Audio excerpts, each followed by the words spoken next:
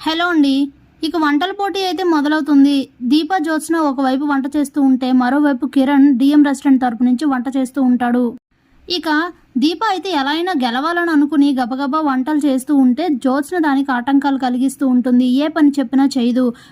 పైగా ఫ్రై చేస్తుంటే దాంట్లో వాటర్ వేయడం, కావాలని దీప వేసిన తర్వాత మళ్ళీ కూడా కూరలో సాల్ట్ వేయడం, ఇలాంటి పనులన్నీ కూడా చేస్తూ కావాలని డబల పని చేస్తూ వీళ్ళని గెలవనివ్వకుండా చెయ్యాలని అయితే అనుకుంటూ ఉంటుంది. ఇంతలోనే ఇక అది గమనించి దానికి దీపకి అయితే ఆ విషయం అర్థమవుతుంది. వెంటనే జ్యోత్స్నకు అర్థమయ్యే విధంగా చెప్తుంది, నువ్వు నా మీద కోపంతో ఇదంతా చేయడం కరెక్ట్ కాదు. ఏమైనా సరే మనకు ఇదంతా ఎవరితో అయినా యుద్ధం వస్తే మన కుటుంబం అంతా ఒక్కటే, మనం అందరం ఒక్కటే. అయినా ఇదంతా నీ మంచికే. ఇప్పుడు వంటలు మంచిగా చేస్తే నీ వల్లనే అవార్డు వచ్చిందని తాతయ్య గారు అనుకుంటే నీ గురించి మంచిగా ఆలోచిస్తారు కదా అని తనకు అర్థమయ్యే విధంగా చెప్తుంది.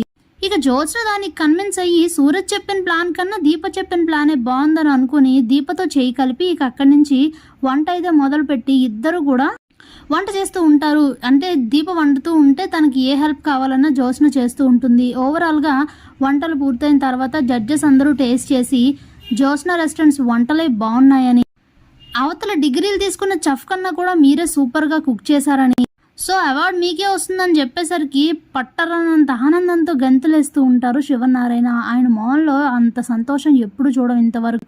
శత్రువు చేతుల మీదుగా అవార్డు తీసుకుంటున్నందుకు పొంగిపోతూ ఉంటారు. అటువైపు మాలిని మండిపడిపోతూ ఉంటుంది. ఇక దక్షిణామూర్తి చేతుల మీదుగా అవార్డు తీసుకొని అక్కడి నుంచి వెళ్ళిపోతారు.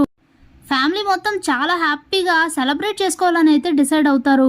ఇంతలో దక్షిణామూర్తి కారులో వెళ్తూ ఇదంతా కూడా గుర్తు చేసుకుంటూ, అలాగే ఆయనకైతే గుండె నొప్పి వస్తుంది. వెంటనే హాస్పిటల్కి జాయిన్ చేస్తే, ఏంటి మా మామగారికి ఇదే చివరి రోజే ఏంటి అని ఆలోచిస్తూ ఉంటుంది మాలిని. పెద్ద ప్రాబ్లం ఏం లేదు, తనకి తట్టుకోలేనంత ఒత్తిడి ఏదో గురైంది, అందుకే ఇలా జరిగిందని చెప్తే ఇక కాసేపటి తర్వాత మాలిని వెళ్ళి దక్షిణామూర్తికి అయితే సర్ది చెప్తుంది, నిన్ను చంపాలనుకుంటే ఇప్పుడే చంపేయచ్చు, కానీ ఆ పని నేను చేయను, నీతో ఇంకా చాలా పని ఉంది మామయ్య అని అనుకుంటూ ఉంటుంది. Thanks for watching.